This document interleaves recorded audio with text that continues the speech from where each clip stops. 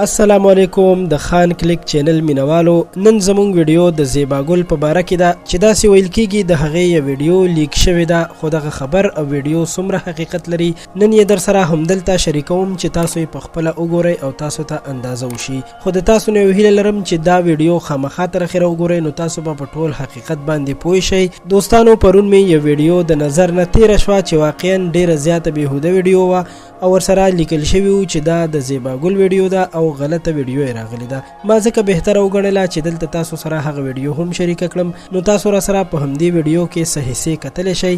زیباګل چې ښکلې او پښتنه جینۍ ده، په دوبۍ کې ژوند کوي، خو نن سبا چې یو څوک ډیر مشهور شي نو هغه پسې خبرې هم ډیرې کیږي او څوک نه غواړي چې هغه مخکې شي. همداسې قصه د زیباګل سره هم روانه ده. کله ورپسې یو شان ویډیو شیر شي او خلک وایي چې دا زیباګل ده، او کله ورپسې بل قسم.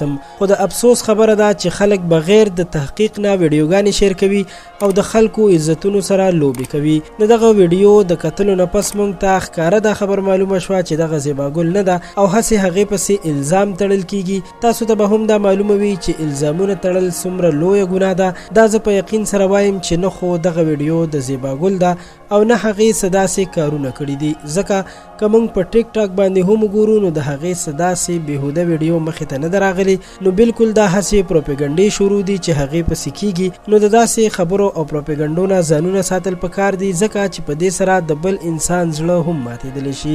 د دې ویډیو باره کې زموږ د نظر نه ډېرې خبرې او ډېر پوسټونه تیر شول چې په سوشل میډیا باندې شوي وو. ما نه غوښتل چې په دې باره کې ویډیو جوړه کړم، خو اخر مجبور شم او د خلکو د پوهېدلو لپاره مې دا ویډیو جوړه کړه. امید لرم چې تاسو به په ټوله قصه او حقیقت باندې پوه شوي یئ.